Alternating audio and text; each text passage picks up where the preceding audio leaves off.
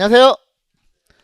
자, 운동학습과 심리가 되는데, 운동학습과 심리 같은 경우는 이제 하나인 카드로도 어느 정도 이렇게 이해되는데 어려움이 없고, 또 이렇게 출제가 거의 다 나왔기 때문에 일단은 하나 위주로 일단 진행하겠습니다.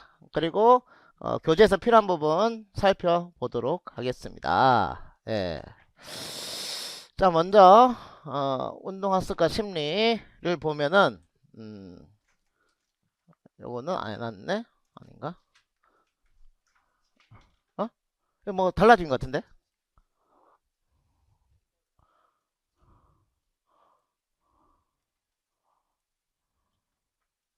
내려와 있네.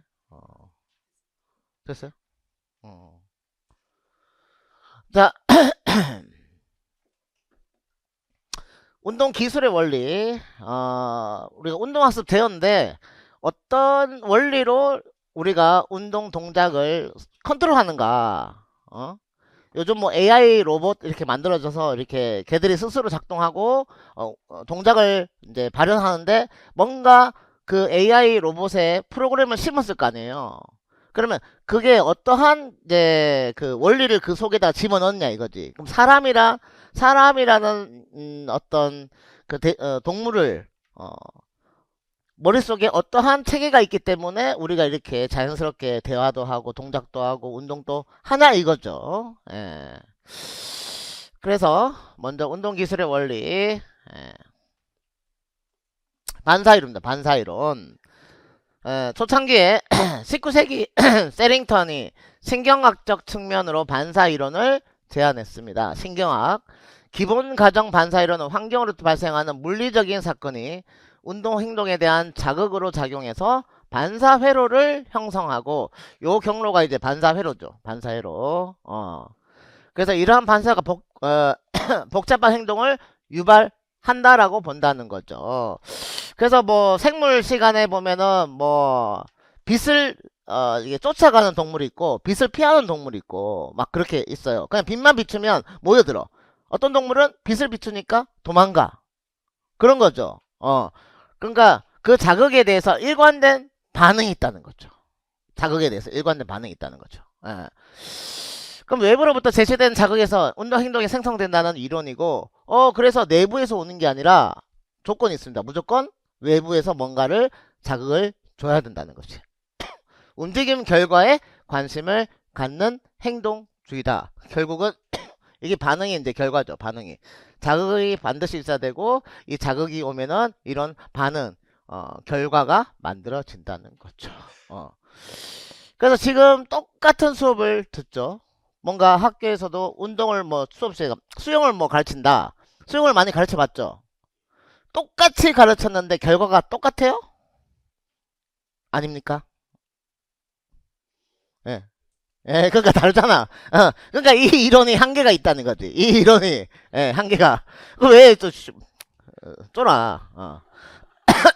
너무 단순해서 다양한 목표 지향적인 동작, 환경 변화에 따른 인간의 능동적인 행동 변화에 대한 설명이 없다. 분명히 자극이 없는데 인간은 행동한단 말이야. 가만히 앉아 있다가도 갑자기 일어나가지고 뭔가 다른 행동들을 한다는 거죠. 그래서 만약에 이 이론만 존재한다면 창의적인 어떤 활동도 나타날 수가 없다는 거지. 예. 근데 인간은 창의적인 활동들을 한다는 거죠. 창의적인 활동들을. 모든 움직임에 감각적 피드백이 없어도 운동이 발생할 수 있다는 결과. 감각, 자극에 대한 이 감각이 없어도 운동은 실제로 하거든요. 그래서 우리가 학교 다닐 때는, 제가 학교 다닐 때는 앉아있다가 잠깐만 보다가, 야, 줄 안 맞네? 야, 이 줄 다 잃었어. 몽둥이 맞았어요. 회초리로. 근데 그 상황에서 누구는 살인마가 나오고, 연쇄살인마가. 누구는 그 속에서, 아, 내가 잘못했구나 하면서, 훌륭한 인물이 나오고, 다양하단 말이야. 근데 이 이론에 근거하면은, 어, 그냥 똑같은 환경에선 똑같은 결과.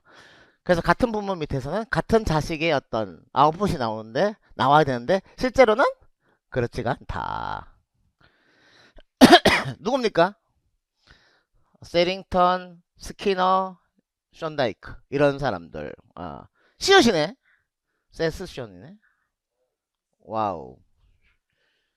그래서 반사적으로 세리고 싶다. 이 새끼 꼬라지 보니까 하는 행동 꼬라지 보니까 반사적으로 세리고 싶다. 그래서 나를 때린 거 아니냐 이거지. 어.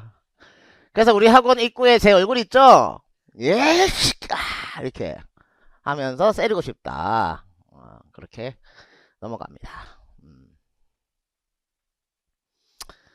자, 그래서 이제 반사이론은 그냥 자극이 줘서 그냥 어떤 결과가 나온다는 거지. 반사이론은. 근데 이 속에서 어떠한 일이 일어났는지는 사실은 모른다는 거죠. 제가 어릴 때 그 태엽 감긴 자동차 뒤로 당기면 앞으로 쭉 가는 거야. 그게 굉장히 궁금했어. 왜 뒤로 가면 앞으로 가냐 이것이. 신기하게. 그래서 분해하기 시작했죠.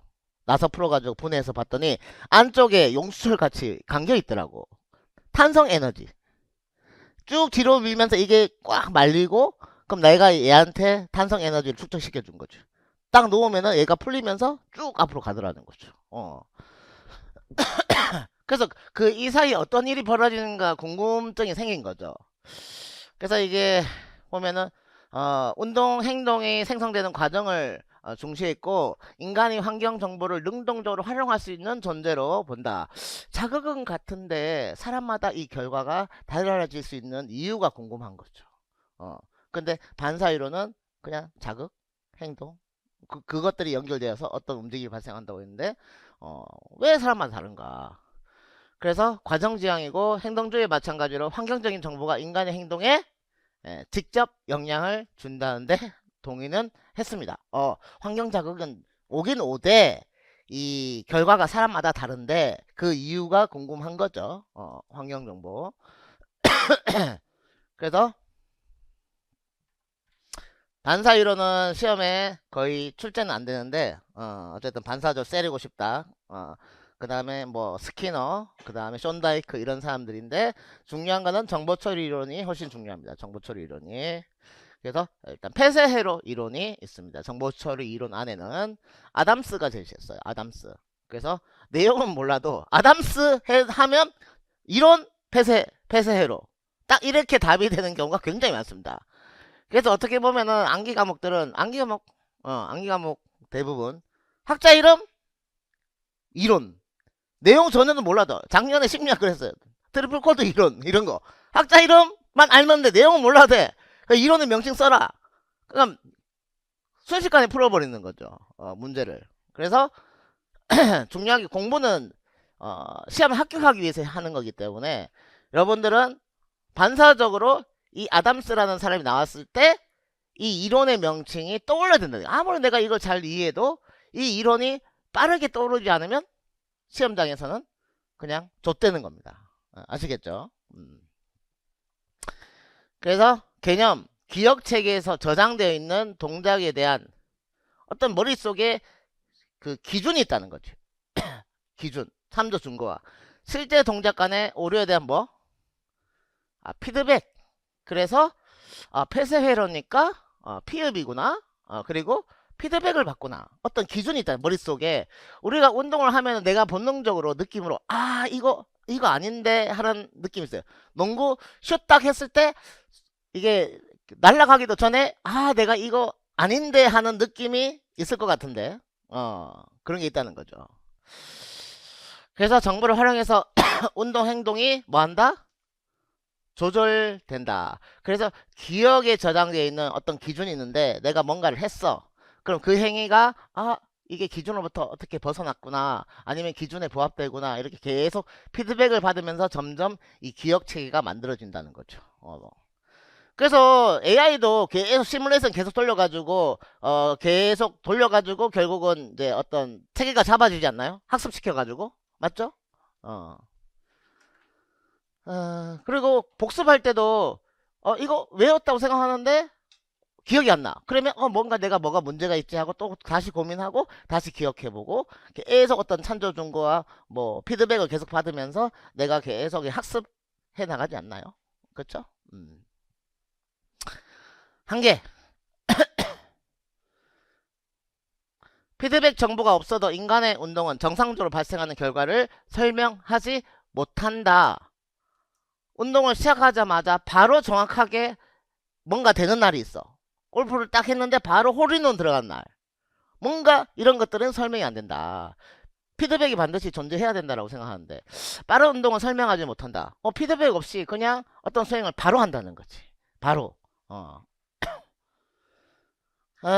그래서 많이 걸리는 정보 처리 시간. 그래서 피드백을 통해서 동작 수행했는데 새로운 움직임이 나타날 때까지 걸리는 많은 정보 처리 시간. 그래서 빠른 운동을 설명을 못한다. 그래서 이게 보면은 밑에 폐쇄 회로 조절이 움직임 명령, 효과기, 그리고 다시 피드백, 다시 실행기에서 이 뭔가 참조 준거와 피드백이 이루어지겠죠. 근데 이 경로가 계속 뭐 됩니까 지금? 닫힌 공간이죠. 닫힌 공간이지 않습니까? 여기 벗어날 수가 없어요. 그렇지 않나? 닫힌 공간입니다. 닫힌 공간. 그래서 순환하잖아요. 순환. 그게 폐쇄라고 하는 겁니다. 순환. 그래서 피드백을 통해서 계속 내가 수정을 하면서 계속 이루어진다는 거지. 예. 그 다음, 그래서, 아이들이, 자꾸 수업 때 도망가는 거죠. 그래서 담을 쌓았습니다. 그러면 그 학교가 교도소가 되는 거지. 그러면 무슨 공간? 폐쇄 공간. 말 안 들으면 피 본다. 되겠습니까? 피드백, 아담스, 폐쇄회로 이론, 그쵸? 피드백, 뭐 참조 준거 이런 것들이 머릿속에 뭐 해야 된다? 떠오를 수 있어야 된다라는 거지.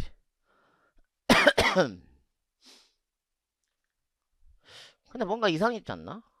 한계점이 한 개 있어야 되지 않나? 한 개라고 했잖아. 그래서 두 개를 얘기하고 있네. 빠른 거랑 피드백. 그래서 두 개라고 써놓으세요. 그냥 내비 두 개. 예. 그래서 운동성에 대한 예시를 가장 잘 설명하고 있는 이론은 테니스 서비스는 공을 서비스 코트에 떨어뜨려야 된다. 첫 번째 서브가 너무 길어서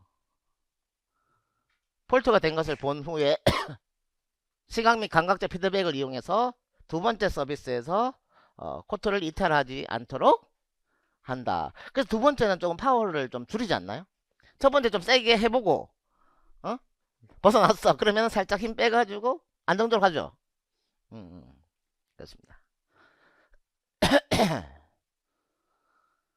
저도 학교 다닐 때 제일 처음에 학교 뭐 경북대 그 체육교육과 운동부서 이런 게 있는데 핸드볼부에서 저를 먼저 이렇게 막 땡겼어요. 저를 술을 존나 처먹고 있는 밤새도록 술 처먹는데요.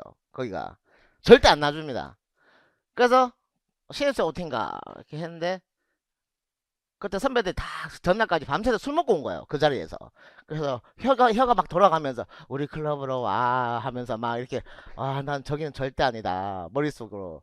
그리고 이제 생각하는 게 테니스가 딱 있는 거예요. 테니스가. 테니스 씨발 귀족 스포츠. 나도 해보고 싶다. 갔죠. 갔더니 이제 6개월 동안 스윙만 해요. 그냥 공 없이. 그리고 이제 선배들이 공 하나 떠면 뛰어가가지고 그 공을 코트에 딱 그 통에다 딱 집어넣어요. 근데 한 번에 두 개씩 옮기면 절대 안 됩니다. 한 번에 하나씩 옮겨야 돼. 그걸 6개월 하고 허리가 아파서 도저히 못하겠습니다 하고 나와버렸습니다. 예. 끝. 그래서 혼자 아카데미 다녔습니다. 테니스 아카데미 다녔어요. 그 다음 개방회로 이론 개념 상위의 대뇌 겉질에 저장되어 있는 동작에 대한 뭐죠? 그래서 프로그램인데 모든 게 프로그램화되어 있다. 다 이게 하나하나 저장되어 있다. 하나하나. 그래서 이 저장된 명령 A가 행동 A를 만들고 저장된 B가 또 행동 B를 만들어내고 이렇게. 그래서 피드백을 통한 조절 과정의 불필요해 폐쇄로 인해서 설명하지 못하였던 매우 어떤 움직임? 빠른 움직임을 그냥 기억된 대로 해버리면 되니까. 기억된 대로. 인간이 수없이 많은 움직임을 수행할 수 있는 능력을 고려할 때 각각의 움직임이 다 기억되어 있냐 이거지. 어, 각각의 움직임이 다 저장 문제. 그럼 신형 문제. 인간은 이전에 경험해보지 못한 움직임을 기억 속의 프로그램이 존재하지 않음에도 불구하고 훌륭하게 수행할 수 있는 것에 대해서 설명을 못한다. 새로운 동작, 기억되지 않은, 한 번도 경험해보지 못한 이런 것도 인간은 그냥 다 한다는 거죠. 그러니까 이런 게 신형과 저장 문제를 해결하지 못한다. 신형과 저장 문제. 그래서 정보처리 이론의 크게 초창기 모델이죠. 폐쇄회론과 개방회로. 그래서 폐쇄회론 이론은 피드백을 통해서 참조준과 비교해서 동작을 순정해 나가는데 이 시간이 굉장히 걸리기 때문에 매우 빠른 움직임을 설명을 못한다. 그래서 개방회로 이론 같은 경우는 기억된 대로 움직인다. 기억된 대로 움직인다. 그래서 또 새로운 기억들이 만들어지게 되면은 또 이렇게 또 움직이고 또 움직이고 해서 계속 이 용량들이 어떻게 될까요? 쭉 이게 닫히는 게 아니라 계속 이제 화살표의 끝이 없다는 거죠. 개방.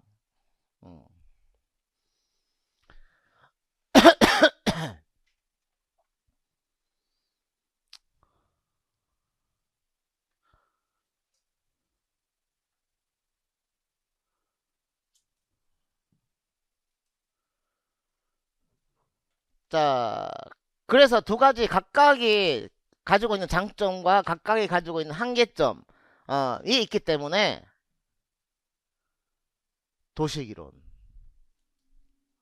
도식이론이 만들어졌습니다. 도식이론. 제 대학교 1학년 때인가? 이게 무슨 전공 시험인가 뭔가 뭐 있었는데 같이 옆에 같이 공부하다가 동기애였죠.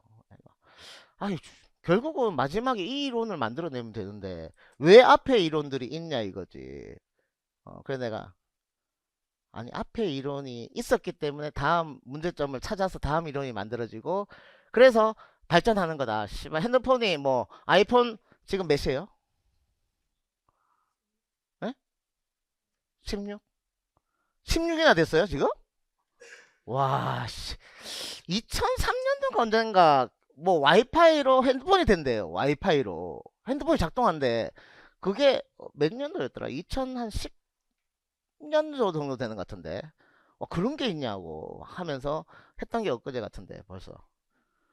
그래서 처음부터 아이폰 16을 만들지 맞죠? 뭐하러 씨발 아이폰 1을 만들어가지고 귀찮게 하나 이거지. 근데 사람들이 이게 완벽하다고 생각했는데 하다 보니까 한계점이 생긴다 이거죠. 도식 이론을 만들었습니다. 도식 이론. 그래서 도식, 스키마, 그림, 어떤 식, 머릿속에 그려지는 어떤 명확한 어떤 식이 있다는 거지. 의사결정에 근거를 제공하는 규칙이나 일련의 규칙들, 슈미트네, 슈미트. 도식 이론. 그래서 슈미트는 폐쇄 이론과 개방 회로 이론들의 장점을 통합해서 일반화된 운동 프로그램을 만들었습니다. 일반화된 운동 프로그램. 회상도식의 개방 회로 이론에 보면은 이제 운동 프로그램에 있죠. 개방 회로가 운동 프로그램에 근거해 가지고 내가 하는 건데 앞에다 뭐가 붙었죠? 일반화된. 그래서 우리가 지금 전공에서는 이제 뭐 체육교육학이 있잖아요. 체육교육학이 있고. 근데 만약에 전교과 대상으로 가르친다고 하면은 무슨 교육학? 일반 교육학을 하잖아요. 일반 교육학. 그럼 일반 교육학은 전 교과의 공통적인 부분을 지도하는 거잖아. 모든 상황에 대처할 수 있도록 모든 교과가 대처할 수 있도록 공통적인 걸 하잖아요. 그래서 마찬가지 이 도식 이론에서도 이 슈미트가 이제 이 빠른 것, 느린 것 이런 걸 구체적으로 다 신형 저장 문제를 해결할 수 있는 방법을 이제 이걸 통합한 거죠. 그래서 일반화된 운동 프로그램이고 그래서 도식 이론이라는 명칭이 부여된 거죠. 그래서 두 가지 기억 상태를 가정하고 있다. 폐쇄 이론의 피드백과 개방 회로의 운동 프로그램 통합해서 원리를 설명하고 도식을 만들어냈습니다. 그래서 두 가지 기억 상태, 회상 도식과 재인 도식이 있습니다. 도식. 현재 수행하고 있는 회상 도식, 유사한 과거 결과를 근거로 새로운 운동을 계획할 경우 빠른 움직임을 조절하기 동원한다. 그래서 옛날에 이것과 유사한 상황이 있었는데 농구를 한 번도 안 해본 친구가 그냥 만약에 축구를 했다. 이 정도 거리에 이 정도 힘으로 던지면 뭔가 이게 될 것 같은데 과거 기억에 의존해서 바로 수행한다는 거죠. 회상. 한 번도 경험해 보지 못한 건 그냥 떠올린다. 회상. 그 다음에 재인도식. 다시 셋자. 다시 인식한다는 겁니다. 뭘 통해서? 피드백을 통해서 다시 한번 인식한다는 거지. 재인식. 재수라고 하잖아요. 재수. 다시 한번 수험생활을 하겠다는 거잖아요. 그쵸? 그러니까 피드백을 통해서 잘못된 동작을 평가하고 수행할 경우 느린 움직임을 조절한다. 느리지만 좀 더 정확하게 재인 도식이 된다는 거지.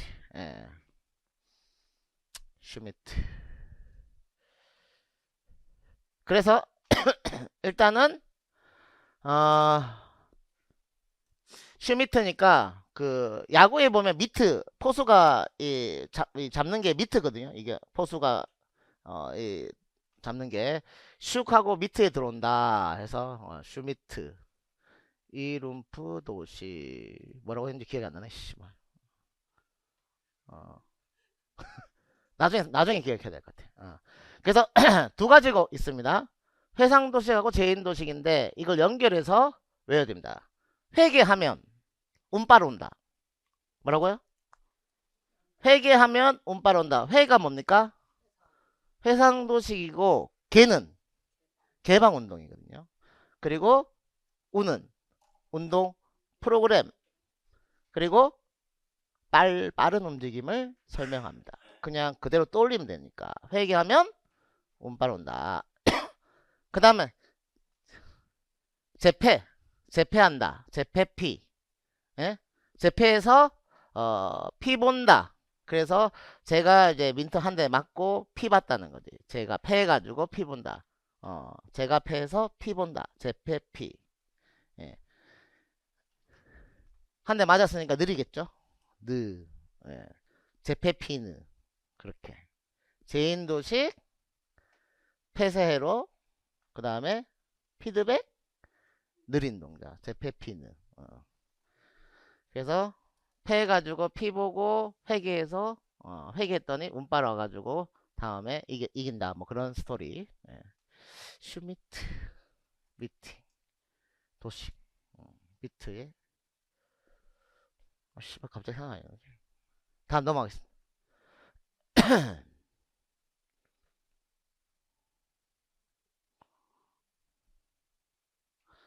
자, 그 다음에 다이나믹 시스템 이론. 작년에 저기 이 이론들이 거의 나오거든요. 거의 돌아가면서 거의 매년 나옵니다. 돌아가면서 거의 나와요.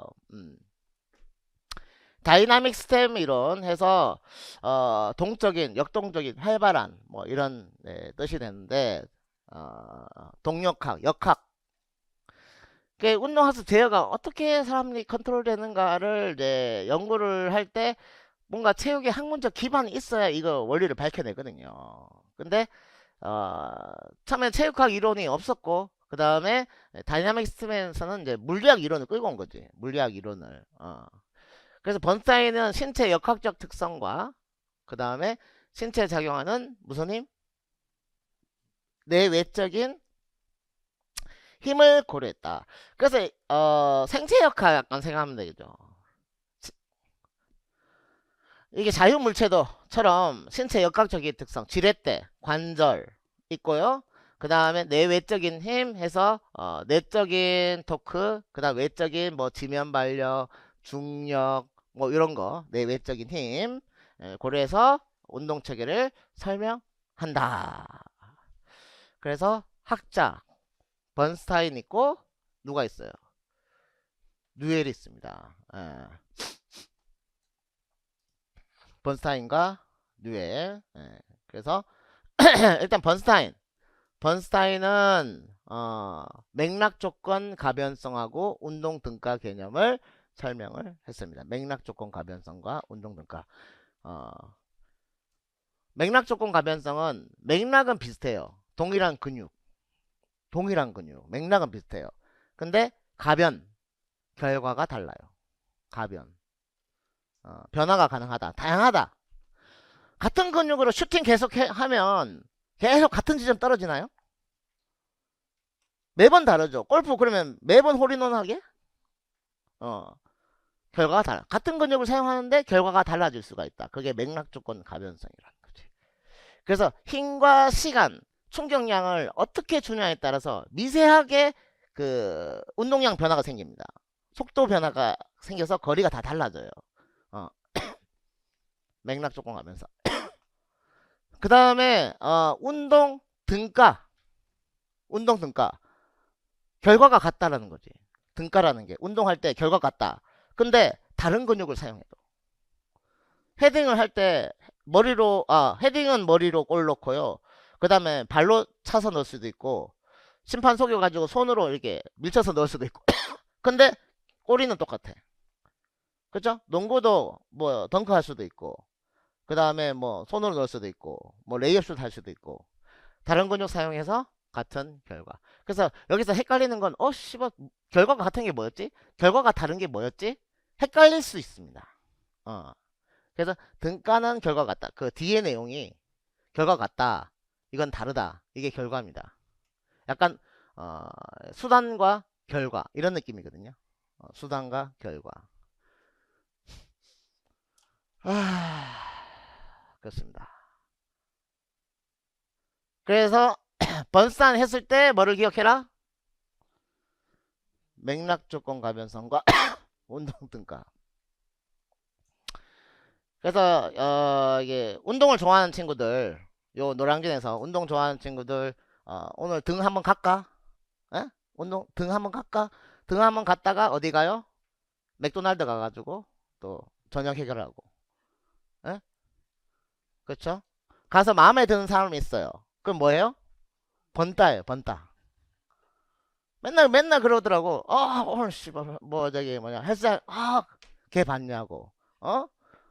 번따하지 그랬어 하면서 막 맥도날드 가는데 괜찮은 사람 봤다고 하면서 번따 못하고. 근데 맨날 못해요, 씨발. 안 들어봐도 뻔한 스토리예요, 뻔한 스토리. 예. 그 다음에 뉴엘이 환경 유기체 과제. 이 환경은 세 가지입니다. 지물사라는 게 있어요. 지물사가 뭐냐? 역학에서 나오는 지면입니다. 지면 발력, 수직 강력, 지면이거든요.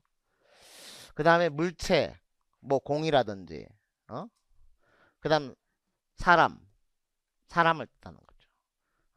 그게 환경이 운동할 때 사람이 몇 명이냐에 따라서, 아니면 어떠한 물체가 있냐, 농구공이냐 뭐 축구공이냐 이렇게 따라서. 그리고 개인마다 달라요. 유기체 키가 크냐 작냐 뭐 이런 거지. 무릎을 폈냐 무릎을 굽혔냐. 저는 한 번도 살면서 무릎을 편 적이 없거든요. 항상 무릎을 꿇고 다녀요.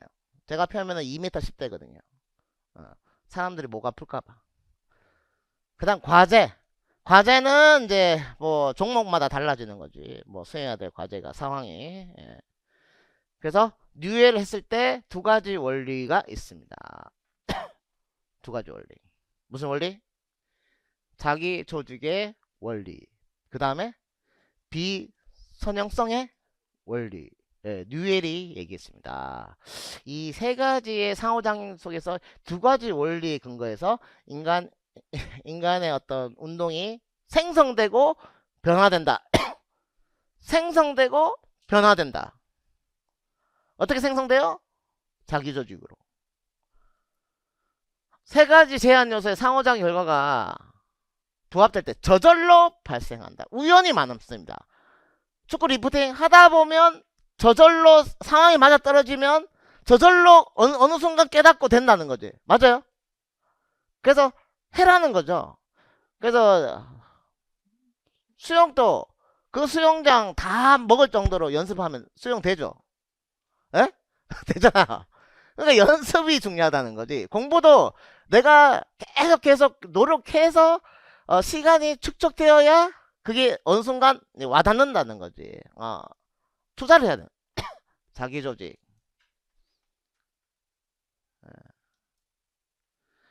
그래서 저절로 발생합니다. 쯧쯧쯧쯧. 자기 조직 저절로. 그래서 조건 부합할 때 저절로. 야 씨발 이런 존나 밝히기 편하네. 야 저절로 된대. 에? 나도 씨발 다 만들겠다 씨. 하다 보면 저절로 씨. 그다음 비선현성의 원리. 운동의 변화가 이건 약간 결과 같은 느낌이죠. 그 저절로 발생되는 게 어느 순간 갑자기 이게 연습한 대로 일정하게 보이지 않고 갑자기 뭔가를 만들어낸다는 거지. 갑자기 일정하게 결과가 나오지 않습니다. 공부가 성적이 모의고사 성적이 일정해요? 일정하지 않습니다. 어느 순간 갑자기 뛰어요. 어느 순간 갑자기 뛰고 그 시간이 다 필요합니다. 어떤 사람은 오르는 걸 못 참아가지고 그냥 1년 쉬어버리더라고요. 안 되네? 그럼 그 다음에 또 와요. 어느 순간 좀 올라와 있어.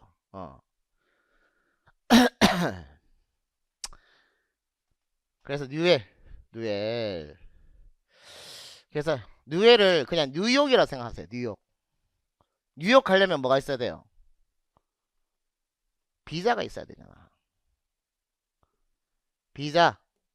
뉴욕 뭐? 비자가 있어야 돼요. 뉴욕. 비자 끊어서 뉴욕 가자. 그 다음에 상변이 현상이 24년 나왔습니다.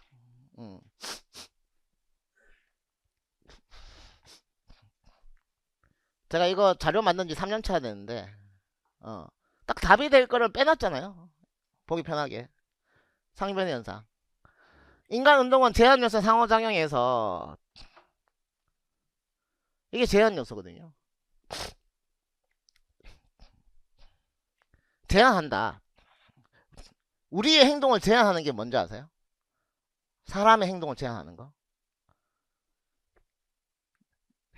선생님 행동하는데 가장 선생님을 제약하는 게 뭐예요? 환경? 돈 아닙니까? 돈 씨발 100조 있어요. 여기 앉아 있겠냐 이거지.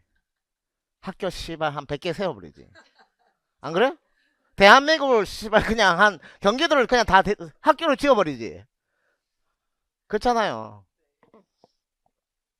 제가 100조 있으면 저 이 강의를 합니다. 이렇게 배신을 때립니다.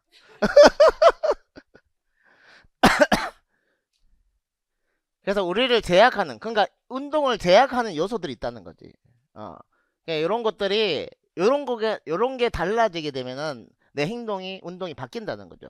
만약에 제가 이제 무릎을 항상 꿇고 다니는데 갑자기 농구할 때 버튼을 눌러가지고 무릎을 펼쳤어요. 그래서 2m 10으로 제가 농구를 할 수도 있습니다. 그러면 2m 10일 때 제가 농구하는 것과 그냥 지금 165일 때 농구하는 게 달라지겠죠? 그렇지 않아?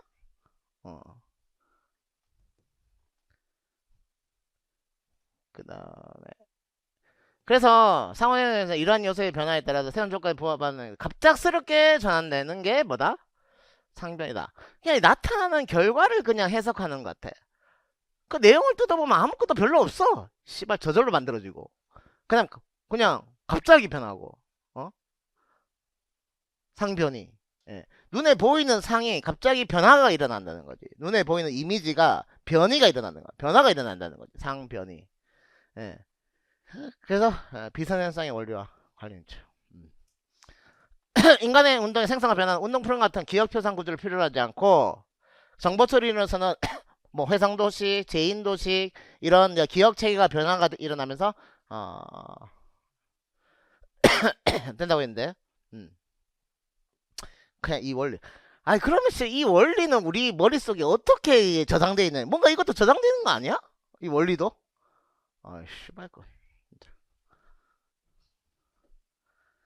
그래서 안정성과 상변의 개념의 사용이다. 갑작스러운 운동 유행 변화를 논리적으로 설명했나? 씨발 설명했대요.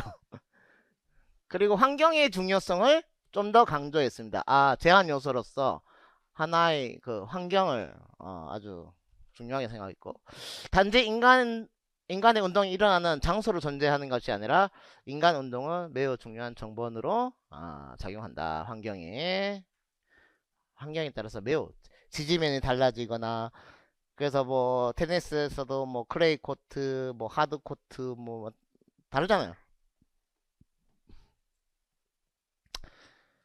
자, 한계점. 신경체제 조절을 고려하는 거. 유기체 환경에 무슨 체계? 물리적 체계의 상호관계만을 강조한다. 그래서 물리 이론을 끌고 와가지고 물리에 대해서 얘기를 하니까 한계점이 생리학에 대한 신경계 체계를 고려하지 못했다라고 한계점을 제시를 하고 있습니다. 그래서 이제 체육학과 관련된 이론을 하나씩 끌고 오는 상황이야. 끌고 오면서 여기서 설명하지 못하는 것들을 다른 이제 학문에서 끌고 오는 거지. 그래서 원래 물리학만 있다가 이제 운동역학이란 학문이 만들어지면서 운동과 관련된 스포츠와 관련된 걸 끌고 오면서 또 설명하고, 그다음 생물에서 생물학이 있는데 운동에 따라서 우리 몸이 어떻게 변화가 일어나는지 또 생물에서 또 끌고 오고 이렇게. 그래서 다이나믹 스템 했을 때 학자 2명 번스타인하고 뉴엘 꼭 기억을 해야 되겠다. 그래서 여기서 운동을 하러 간 곳이 어디냐? 뉴욕이다. 그렇게 연결을 해서 기억하면 되겠네요. 다이나믹 스템 뉴페이스 조화 번다이나 이렇게 했네. 이제 번다이나 뉴페이스가 좋아서 번다이나 맥도날드 뭐 헬스장 뉴페이스 좋아서 번다이나 이렇게 했네요. 뉴페이스가 웰 해가지고 번다이나 이렇게 되겠어요? 예.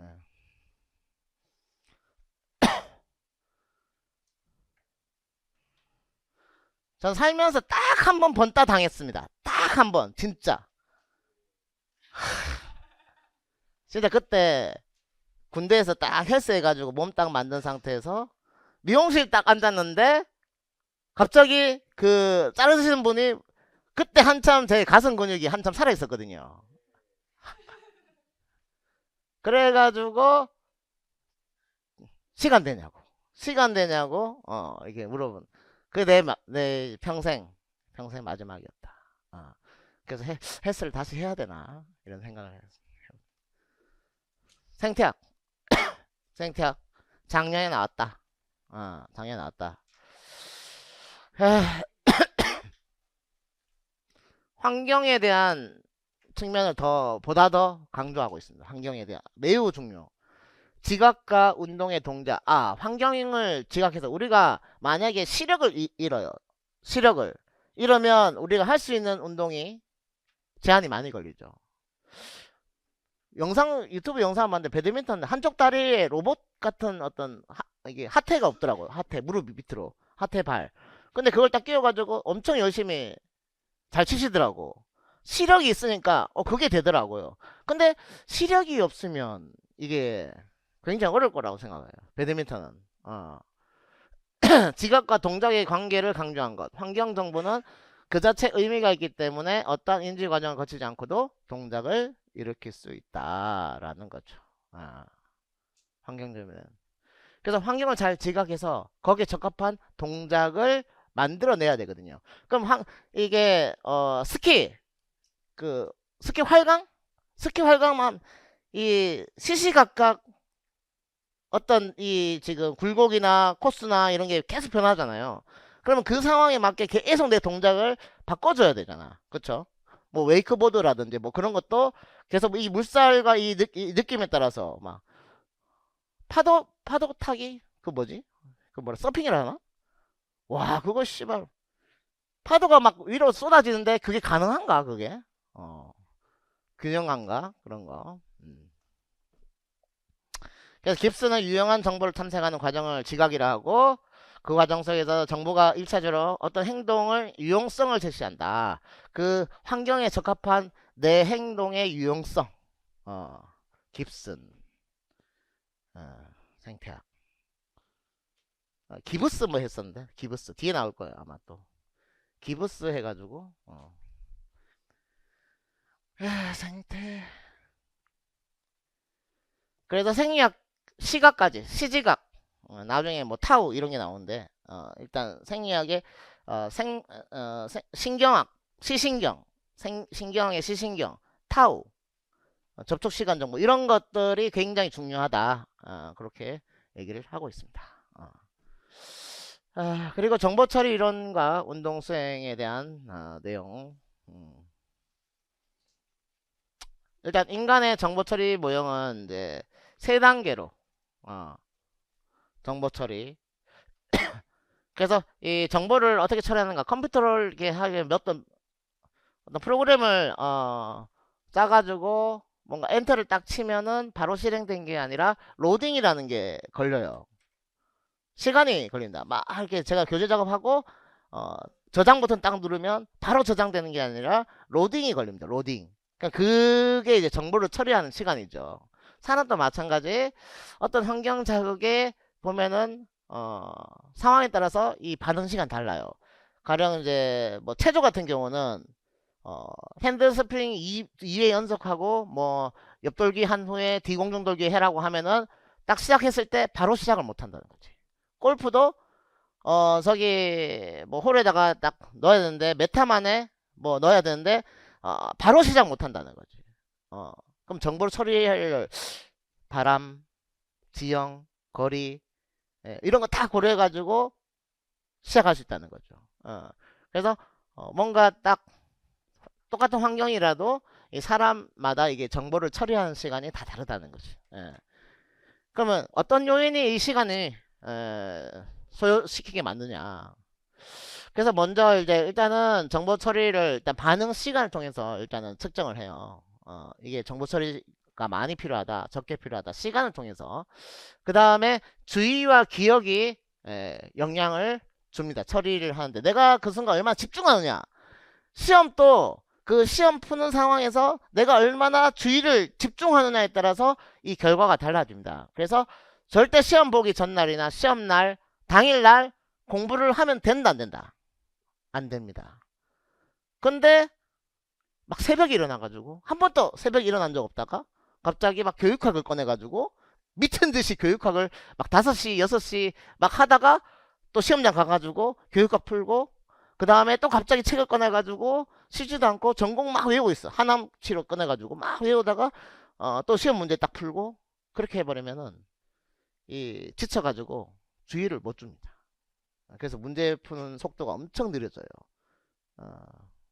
그래서 절대 하시면 안 됩니다. 절대 쉬는 시간에는 그냥 쉬어야 돼.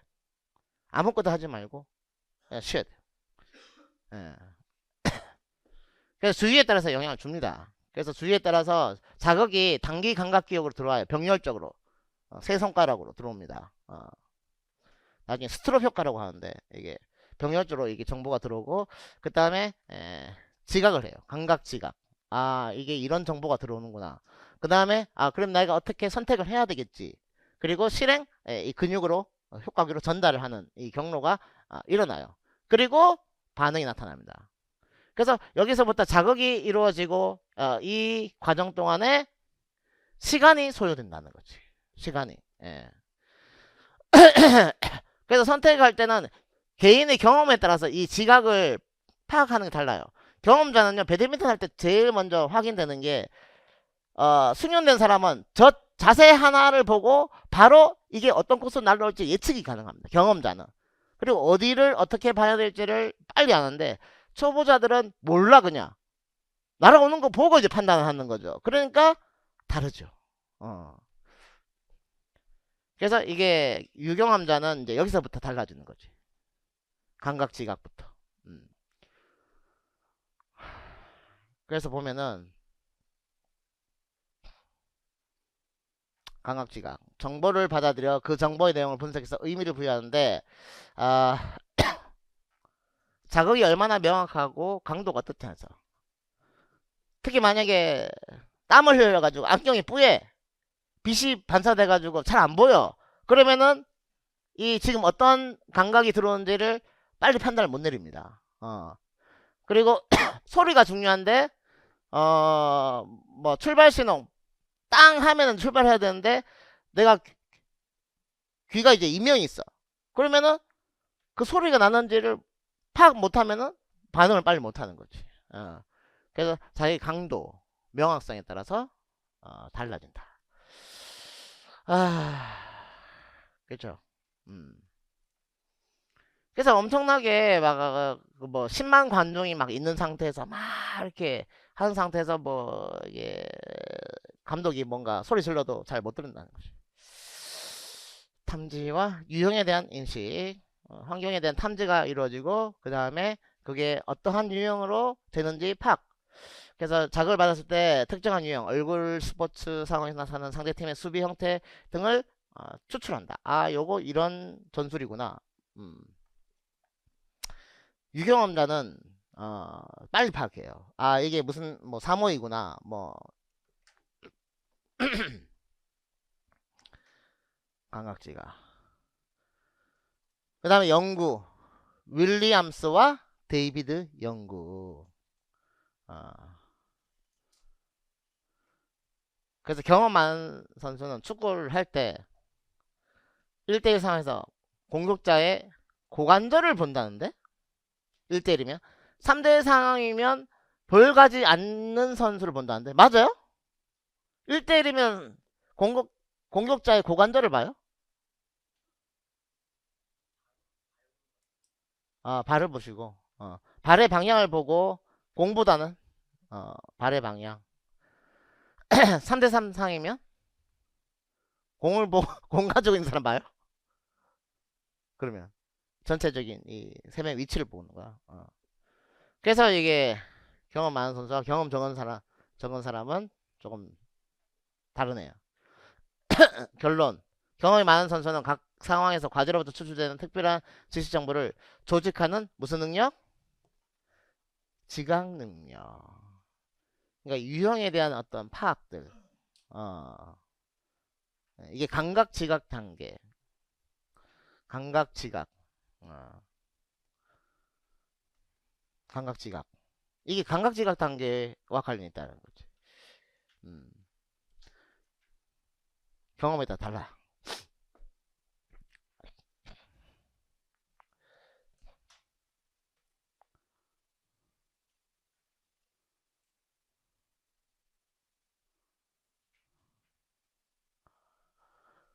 그 다음에 반응 선택. 자극에 대한 확인이 완료된 후 자극에 대해서 어떻게 반응해야 할지를 결정하는 단계다.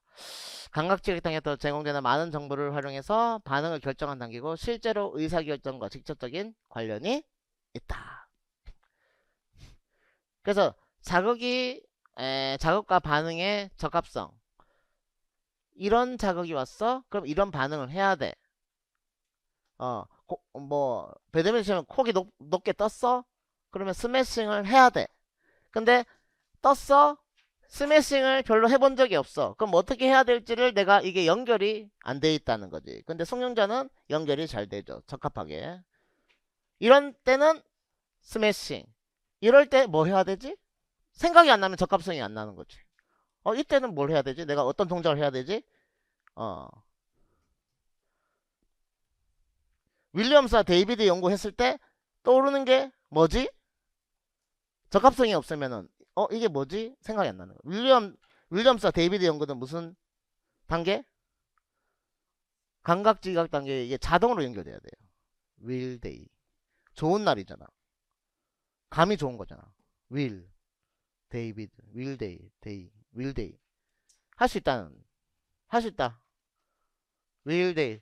할 수 있는 날. 감이 좋지. 감지. 뭐 이렇게 뭔가 스토리를 연결하라고. 스토리를. 그 다음에 대한수는 이제 이게 많을수록 천기 들어, 백기 들어, 천기 들지 말고, 백기 들지 말고, 뭐 하지 말고, 어쩌저쩌 하면은 이게 늘어진다. 두 가지.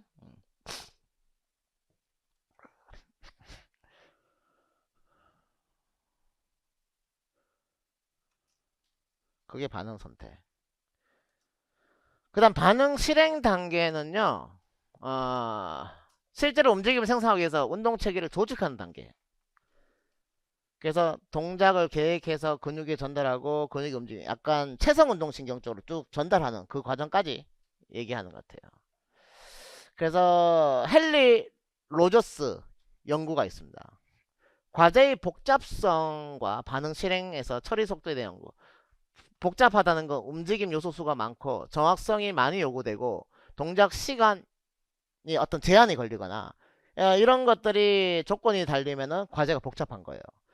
그래서 뭔가 PC 게임은 그냥 손가락 마우스만 하나만 버튼만 누르면 되는데 골프 같은 경우는 모든 관절이 다 동원되잖아요. 밑에서부터 무릎 뭐 허리 그러면은 이제 정확성 조절이 크게 요구되잖아.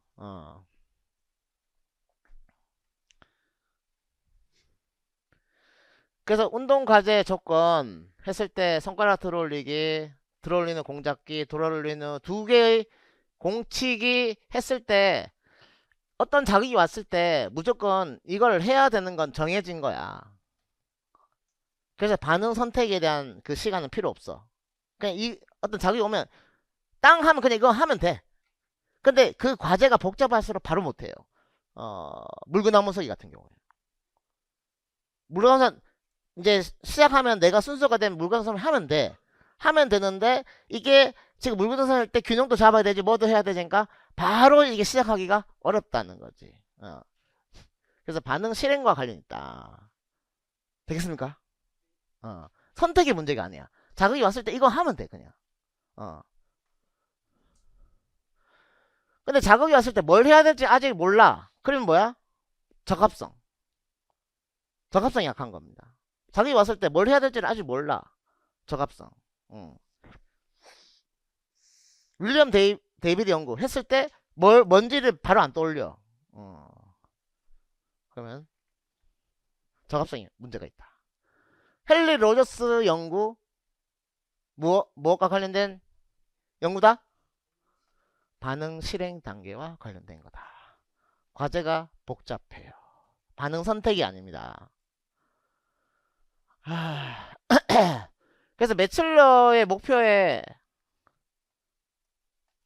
헬로우 있었죠. 헬로우 방기지 신복은 아니었나? 반실 방기지 신복은 뭐 그렇게 그냥 헨리 로저스 반실 반응실 그렇게 해서 좀 쉬었다 하겠습니다.